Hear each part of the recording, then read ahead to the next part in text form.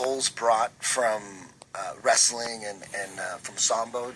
A good weight distribution, a good ways to, like if the guy grab you, you're able to make the movement to go to his back, like a good turnovers, a good excellent sense of no-gi base control, a good grips to arm drags and stuff like yeah, that. things like a very, you know, he was training a lot with Bob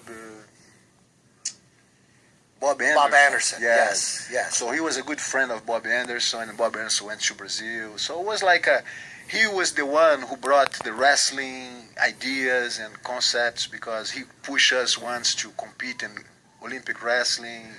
So Halls was always for me a reference. You know, as I growing up, he was the champion, and he was just an unbelievable guy with a good heart and passion for jiu-jitsu, loved to represent, and he was my idol, you know, as I growing up, and I tried to follow his footsteps.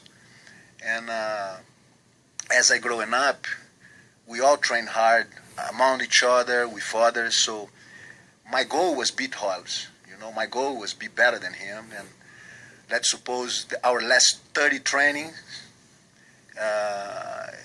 maybe he beat me like in the first 2 or 3, and then we spent maybe 20 trainings or maybe 25 trainings, even up, like back and forth. I start to get more and more into his game and what this strategy to catch me, and I start to become a more comfortable in the surviving.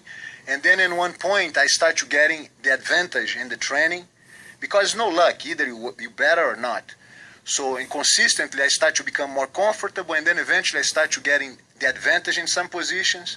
And then in one day, in the ranch of my father, like in a weekend, we all get together, has a huge match. So I was training with him, and I submit him first time, you know. What'd you get him with? Oh man, it was like you know. Gi or no gi? Gi. So I not even remember, I think it was some kind of choke or something. But what I remember, it was the feeling I felt by achieving my goal. I was making him feel like he was losing his position.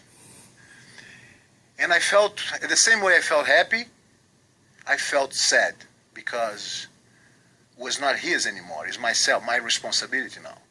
And we know that, and nobody knew. Nobody knew. Of course people saw the training, but at that point I felt like I was there still to support him, but I was better than him. And we still competing in the events coming, and we always close the bracket, because he goes in his weight division, I go in mine, and we go together in the open division. So we always close the open, you know, and I never will fight. Up to that day, he always being the first and I'm the second. The medal is his, even though I knew I could maybe change this, you know. I never, ever will, if he's still alive, he will be the number 1 and I'm number 2, based on respect, based in hierarchy. So once he passed away, I have to take over, you know, and represent fully. And but he's my inspiration, and he's a great guy. I miss him dearly.